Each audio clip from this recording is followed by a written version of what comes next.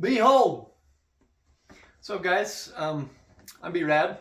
Welcome to B-rad's Brick Studio. This is our first ever official Lego review video. Today with me, I've got the Lego Ideas Home Alone set number 21330 with 3,955 pieces. It's a big boy. Set's been out for a few years now. Finally decided to pick it up. So my wife and I can add this to our lovely Lego Winter Village back here. So without further ado, let's get started. Alright, first up here we've got the front of our box. You can see that it's got this big old warning label here because this set does come with a battery. I believe that's in the basement part of the house in the furnace. Lights that up. You can see it is on the top of the box as well. Got the nice Home Alone logo, the Lego Ideas. It's a beautiful set. I'm very excited for this one. I think my favorite part here is definitely going to be the wet bandits here, Harry and Marv. Not to be confused with the sticky bandits. That would be the sequel. Next, we come over to one of the sides of our box here. This is my favorite part. For those of you that follow the channel, you saw the teaser for this set review, and this is the promotional image for the Home Alone movie, and you can see they've recreated that in Lego. Very fun. It's one of my favorite parts of this, especially on the box art. Get the Home Alone logo. Very, very fun. And finally we come around to the back of our box here. You can see this is going to show off our set in its entirety. And one of the features we'll go over when I review the set here is that you can actually open up the front of the set, revealing the inside of the house, the different floors, everything else. If you're a Home Alone fan, this set is a must-have. It is perfect. All of the Easter eggs, they did not miss a beat with this set. It looks so fun. I'm so excited to build it and crack into it and see just how much that there is. But down here you can see they've actually recreated some of the scenes from the movie. And this is when he peeks his head through and Kevin gets him with the BB gun. Very funny. This scene is one of my favorites from this movie in particular, with the tarantula. The scream that Marv lets out is golden. It's too good. I'm not going to recreate that. That's a little much for me. But then you got the paint cans here. Also a great scene. And then finally coming over to when Marv gets hit in the face with the iron falling down the laundry chute. This is actually where you will find that light brick just hidden in the furnace there. And then just coming over here, it shows a breakdown of the different modular levels to the house that make up everything. So that's that. Got our handy dandy Swiss Army knife here. They are not a sponsor of today's video. Go ahead and cut in and check out the contents of the set. Okay. Go ahead and check out what we got in here. There's a lot of bags. We'll go ahead and take a look at it. All right, here we go.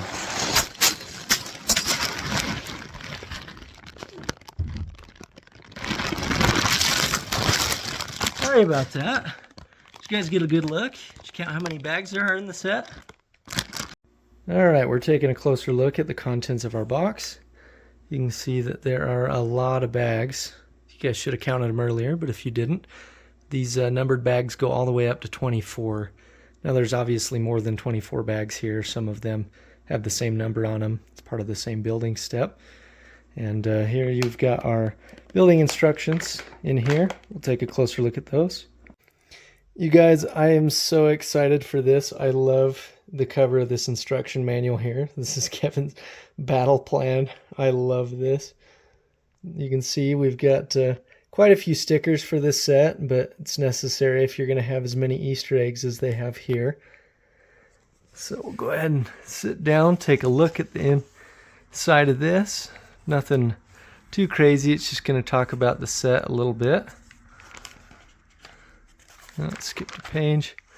Yeah, just more scenes from the set. Pretty great.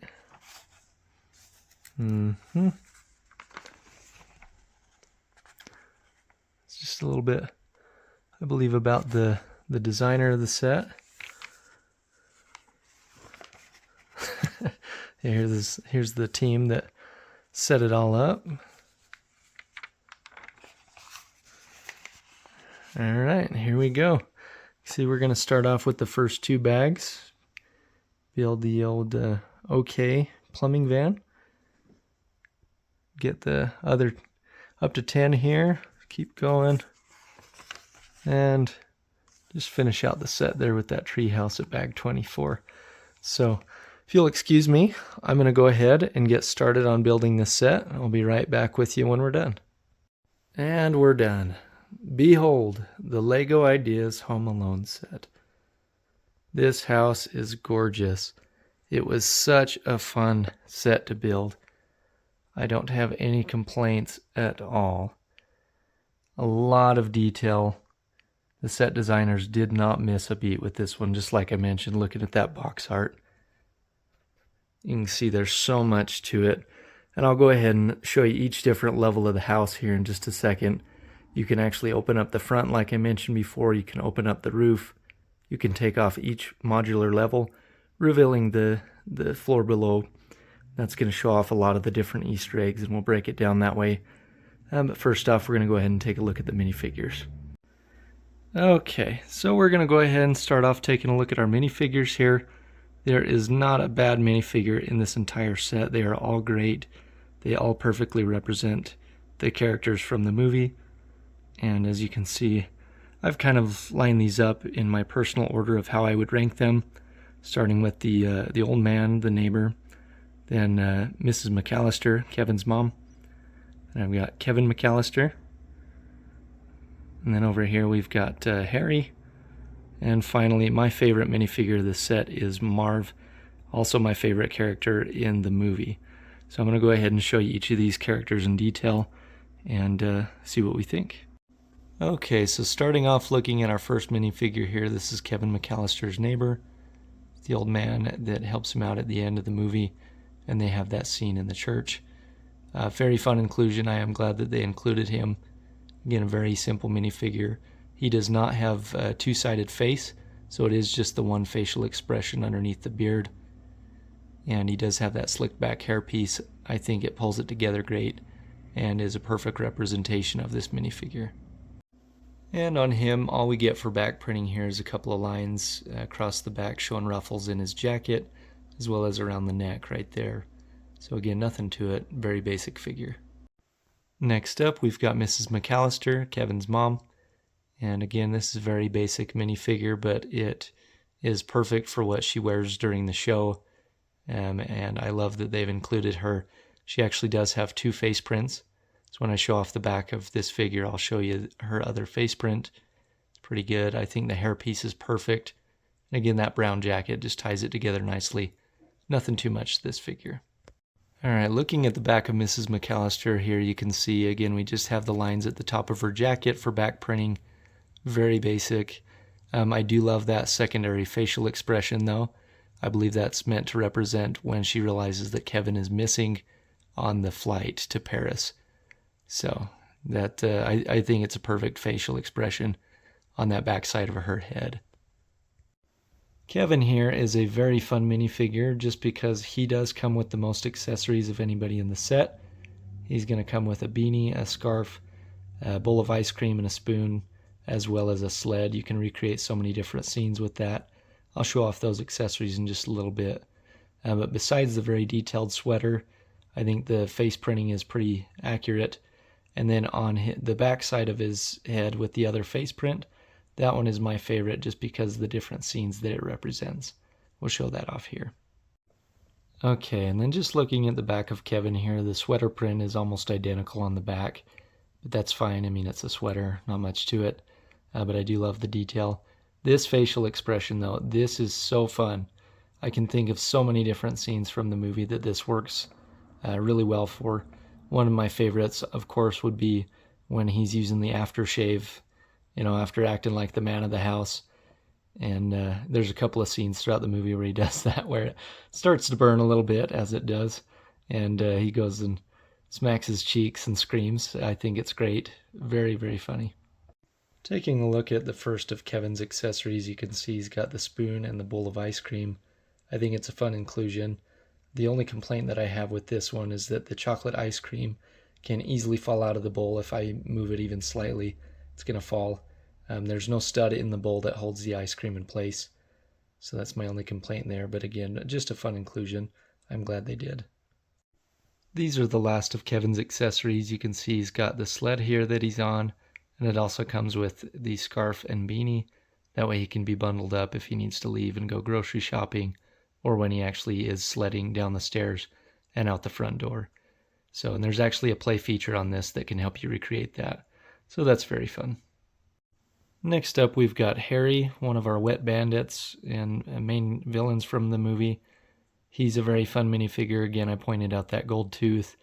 I love the expression on his face, just the wrinkles, you know, the crow's feet. I think it is a perfect representation of his facial expression so many times throughout the movie. And again, just the detail on the vest, the buttons, everything on the jacket, it brings it together nicely. And I love his beanie. Each of the bad guys here, Harry and Marv, are going to come with a crowbar. So that's one of his accessories. But Harry here actually comes with one other accessory. I'll show that to you right now. As you can see, Harry's other accessory is actually a police hat. Just like at the beginning of the movie, he's checking around the neighborhood and he's asking around, seeing if everybody's got the proper security at their homes. And that way him and Marv can plan their route of whose home they're going to rob, at what time, and how they're going to do it. So not a necessary inclusion by any means, but I'm glad that they threw it in just for fun. And then just taking a look at the back side of Harry here, you can see the back printing is very plain. Again, just a couple of ruffles on the back of his jacket and around the collar of his neck there. One thing that I wish was different about Harry is the fact that he only has one face print. I wish that he had one other face print. Perhaps they could have done like any of the times where he's got his mouth open and he's screaming because he either burnt his hand on the front doorknob or he got his head lit on fire with the the blowtorch on the back there. So I don't know. There's something that they could have done, and I wish that they had. But at least his primary facial expression, that one is perfect. So. And finally, here he is, the man, the myth, the legend himself, Marv. This is my favorite character from this movie. He's so funny. The minifigure is perfect. It looks just like him, especially that facial expression. And the great thing about Marv is he actually does have two facial expressions. And the secondary facial expression I'll show you is also one of the reasons he's my favorite minifigure. It's great. So I'll go ahead and show that off now. Here you go. You can see that secondary facial expression there. This actually does have the imprint of the iron when it hits him in the face after falling down that laundry chute. It's so funny. So funny. And the detail on the back of his jacket with the lines, the ruffles, it's perfect. I love this minifigure, and again, where he is my favorite character from the movie, it's a no-brainer that he's going to be my top choice for this set. Moving on, we're going to go ahead and take a look at the OK Plumbing and Heating van. I love that this was included so you can recreate some of the scenes where they're in the driveway or they're watching the house. I love the fact that you can fit both of them, Harry and Marv, in the vehicle to recreate some of those scenes. You can see around the back side here that you can actually open up the back of that, revealing some of the contents that they store in the back, but you can also remove the roof of this, showing the back as well.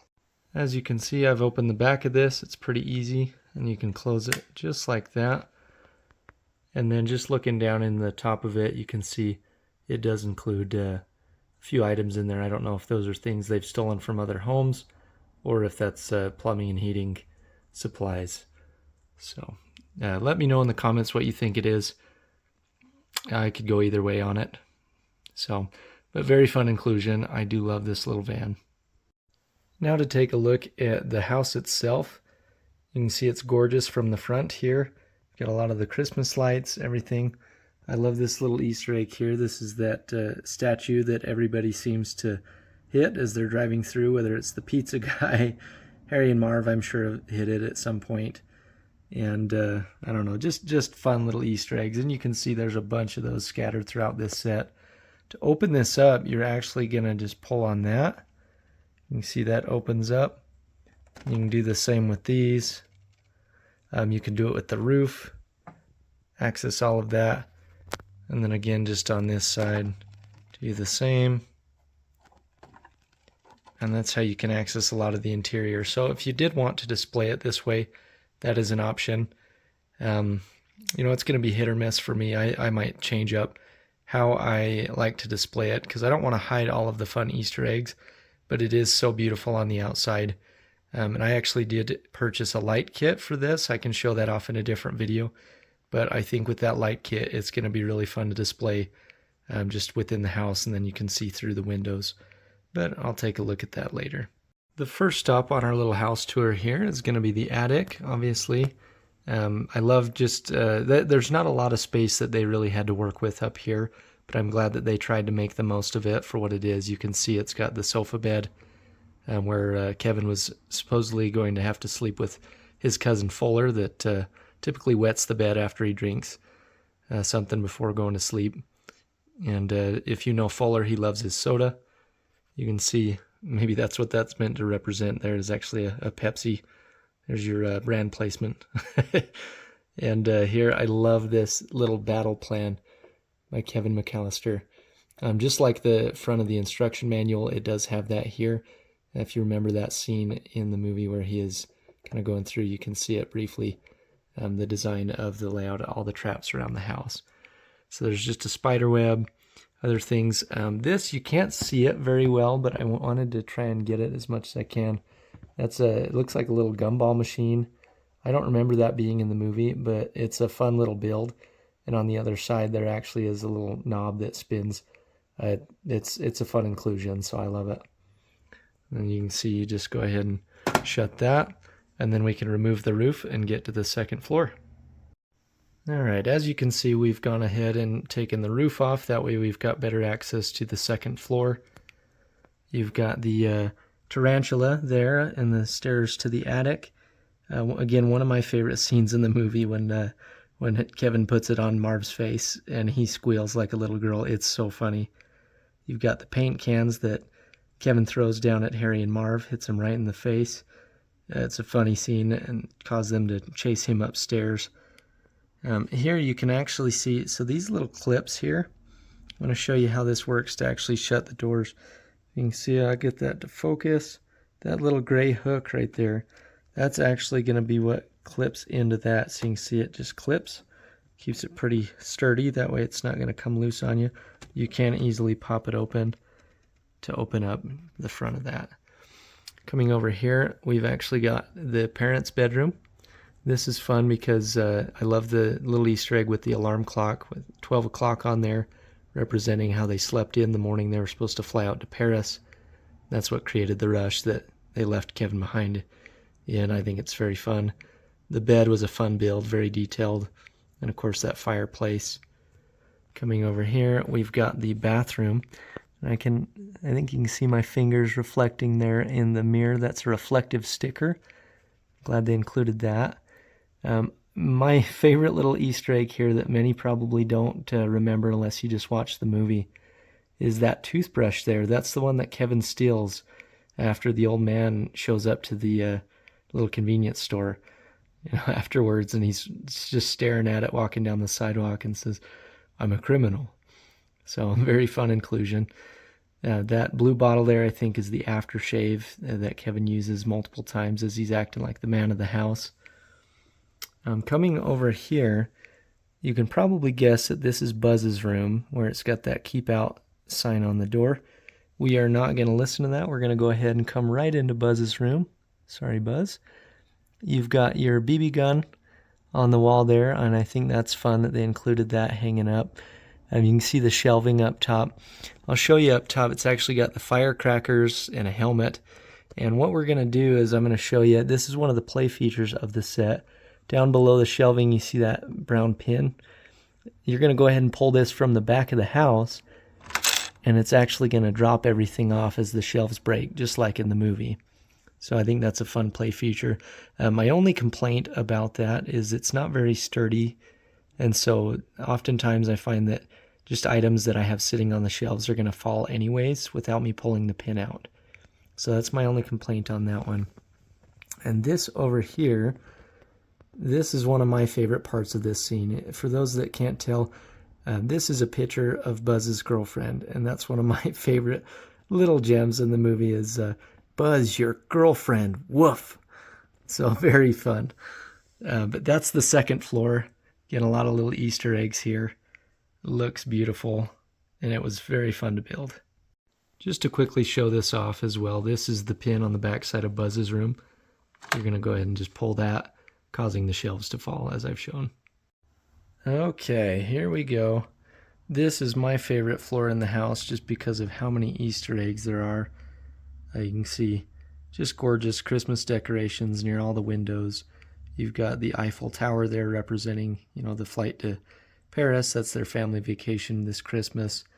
And then over on this side, you've actually got the Empire State Building representing the sequel when Kevin gets lost in New York City. So I really wish that they would build a follow-up to this set and make the apartment building where everything kind of takes place when he beats up on Harry and Marv again in the sequel. That would be really fun to add to a Lego city if you've got one. And we'll go ahead and start off right here. You can see it's got a Lego version of Michael Jordan here. His team in this is actually called the Bricks, but that is him. And that he's on that little train just like in the movie. Now there's a little knob over here on the side of the house. That's another play feature that's actually going to move more than just Michael Jordan. As you can see, I'll show that off. You spin that and he goes around in a circle. So that's very fun. But meanwhile, as that's happening, you've got the mannequin on the record player that also spins, just like when Kevin's trying to fool Harry and Marv to think that there's a big Christmas party going on at the house. So coming back over here, you've got a nice Christmas tree. I like the two turtle doves there, again from the sequel. I'm glad they included them in here just in case we don't get a follow-up set. One of my favorite things that I didn't know was in here until I started building this, I'm trying to get right there.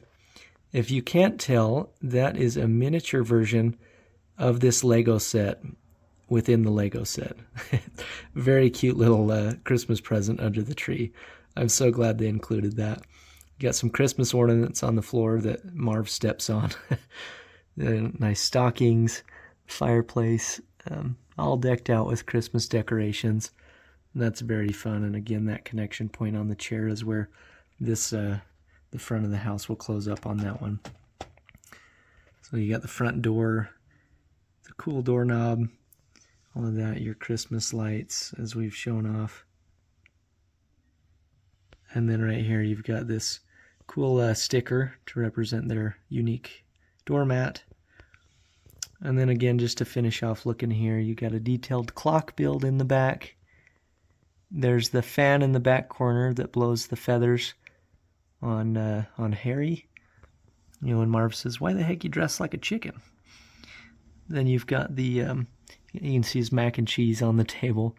It's a nice meal fit for a king. And this next part of the house, I'm going to actually show in a different clip here. That goes up to the kitchen area, and right below that is the basement area they've created for the house. And the last thing here on the first floor is going to be just this entrance through the front door that I've opened. You can see you've got access to the stairs. And this is another one of our play features here. This one you can see that there's this pin at the top of the stairs. And what we're going to do with this one, we're actually going to take Kevin on the sled. And kids, don't try this at home. He's going to go ahead and try and sled down the stairs through the front door. Let's see if he does it. Almost made it. So, kind of a fun play feature. I don't have much use for it, but I know kids definitely would, so it's very cool.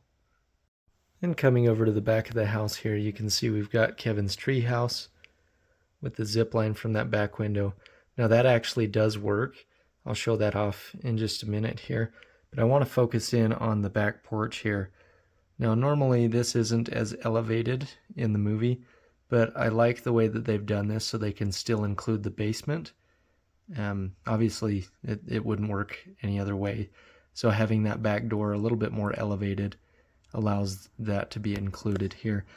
You can pull the top of this trash can off, and if we dump this out, fun little Easter egg is like from earlier in the movie, you can actually see that is Kevin's plane ticket. So that actually got thrown away once milk was spilled during a fight with Buzz earlier in the movie. So fun there. You can see ice near the back door and up here. And so that's kind of cool. I'm going to show you guys, you can actually, obviously remove that roof, and then you can pull this section of the house away from the main part of the house. That way you can actually view a lot of the stuff in there.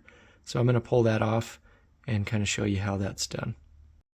Just to show you real quickly how this connects to the back of the house, you can see you've got the 2 gray pins at the top and then the 2 brown pins on each side. And that's just going to go ahead and connect onto this part of the house. Keeps it on there pretty securely. On the top floor of the back of the house here, you can see that there's some little Nero's pizza boxes here in our kitchen. You've got the TV with Angels with Filthy Souls there playing. Keep the change, you filthy animal. And then you actually have the blowtorch here next to the doggy door. Just a lot of fun little scenes. And you've got some sticker detail over here on the fridge. And then coming over here, this is actually another one of our play features. So you can see this is actually our laundry chute. And so I'm going to show you this play feature. You can see this little spot here has a little build for an iron. And down below here, we've got Marv, who so kindly volunteered to help demonstrate this. Down in our basement, we're going to see if we can't get him. And we got him. And the last room of this house that I wanted to show you is the basement area that they've recreated. You see you've got the washer and dryer, the toolbox on the counter there, and then you actually do have the furnace here. So this is one of the last play features I'll show you here. You can see if you lift this up, like in the movie when it's, talking and scaring Kevin, it actually presses a button on the back that's going to light that up. That's that light brick, if you can see that. So that's kind of fun. And I just wanted to show off this last play feature here. This is the zip line going out to our tree house. You see that if this is pulled tight enough, it'll actually go all the way down very well, but I've got limited space here on this table. But I think that's a very fun play feature. You can see it takes him right to the front of the treehouse right here. It's a fun little build. I'm glad they included it. Well, there we go, everybody. I appreciate you joining me today on this Lego set review on B-rad's Brick Studio. I'd say we successfully toured the McCallister house and everything that it has to offer here. Overall, this was a very fun Lego set to build, very fun to review. There's so much to it, a lot of little Easter eggs. I would recommend that if you're a Lego fan and if you're a Home Alone fan especially, I would definitely pick this one up while it's still on shelves. I believe it does have another year or two to be on shelves, but I wouldn't miss out. Don't wait if you can. It's a very fun set, especially at this time of year. So with that being said, I'm B-rad, signing off. Thanks.